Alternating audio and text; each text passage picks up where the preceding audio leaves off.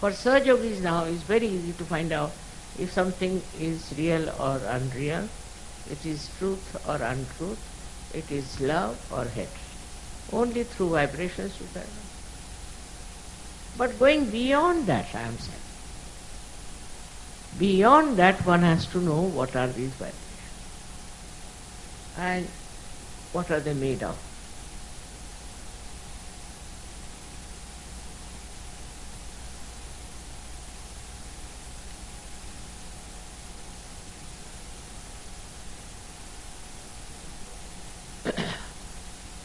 What is the subtle force which is behind those vibrations? We call it is Param Chaitanya, all right, Param Chaitanya is over. What happens to you when you get Param Chaitanya is something to be understood, the subtleties. As I said, we are made of 5 elements, all right? So when you get your awakening, when the Kundalini reaches Sahasrara and opens out your fontanelle bone area, you become one with the divine power, then this divine power itself starts flowing through you. A connection is established. Now when it starts flowing through you, this Shakti starts flowing through you, then what happens? The subtle part we should understand. The subtle part is like this, that these 5 elements we are made of, these vibrations gradually start breaking into the subtler form of which they are made. The first element that comes out is light, Tej, light is the first element that comes out. So the essence of the first element is light. We call it Tej, Tejas. It's written, of course, in Sanskrit, but we should understand that how the light pervades Sahaja Yoga so much, and you see the light all everywhere. So the first element, which is light, and you can say in English, the light's subtle thing is, you can say, enlightenment, you can say. But enlightenment has another meaning. So we can say it's Tej, Tej. For example, a person who gets realization has a face which is very radiant. So you can say the radiance. The radiance is the subtlety of the light. So this radiance starts showing on your face. Radiance starts expressing itself. And with that radiance, people get impressed. And they start thinking something special about this personality which has radiance. Then after this, from the light, comes the second thing, which we call as Vayu in Sanskrit, meaning the air. So the air that we have, which is gross air, what is the subtle of air? It is cool breeze that you get. The cool breeze is the subtle of that air.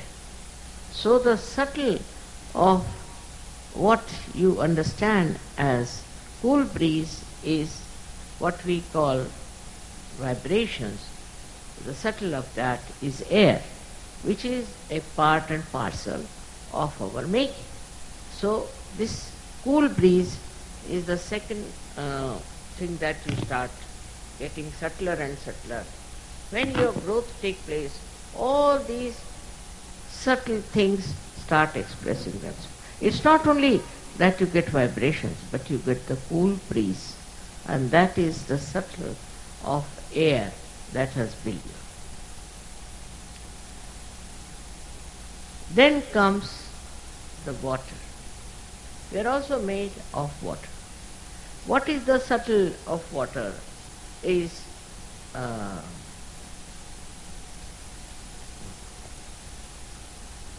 sometimes English language, becomes little short of expression, but they call it, which makes the skin, um, hard skin soft. The skin becomes soft. This is another sign of a realized soul, that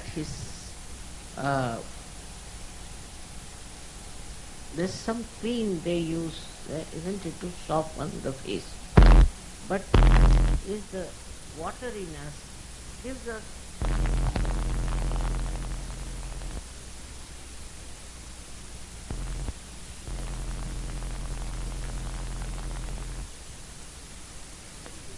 it's the minimum of minimum, I would say. But then a person who is a realized soul becomes a very soft person, very delicate.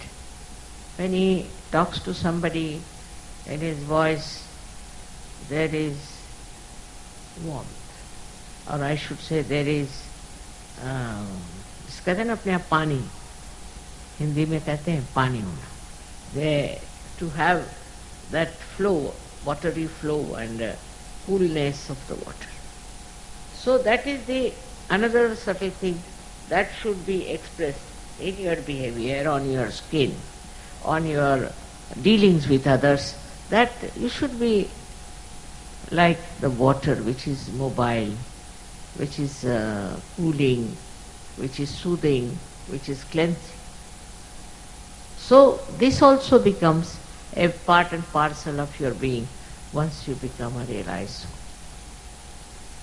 With this water you have also another thing, we call it as Agni, means the fire. So you also have fire, but it's a very silent fire. It doesn't burn anybody, but it burns all the wrong things within. Whatever wrong things you have, it burns, and it burns the wrong things in other people. For example, a person comes with a great anger towards you. What happens that this anger becomes cooled down with the fire that is there. Mother Earth is the one who is a giver of birth to all these flowers and all these trees and all that. But it also plays a big part in us. It's not only the Mother Earth that exists without our connection. And we do not respect the Mother Earth. We have polluted it, we have done all kinds of things, we have removed the trees and we have made a mess out of her, but she is our mother. And so many subtle things of this Mother Earth come into us. One of them is gravity. A person becomes very attractive, not in the physical sense, but in the spiritual sense. Such a person attracts others. They feel attracted, and they feel that something special is about this person.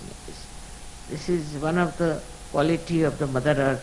If she had not kept us attracted, we would have fallen off with her movement.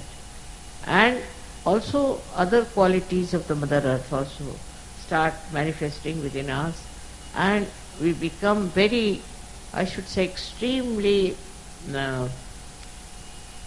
tolerant, patient person. Tolerant and patient. Extremely tolerant and patient. But if you are not tolerant, if you are hot-tempered and all that, that Mother Earth principle has not expressed itself. Look at the Mother Earth, how much she tolerates our nonsense, how many wrong things we do against her, but still she tolerates. Sri Ganesha's quality is to tolerate, to begin with. Up to a point he tolerates. In the same way, we to become extremely tolerant, patient and forgiving.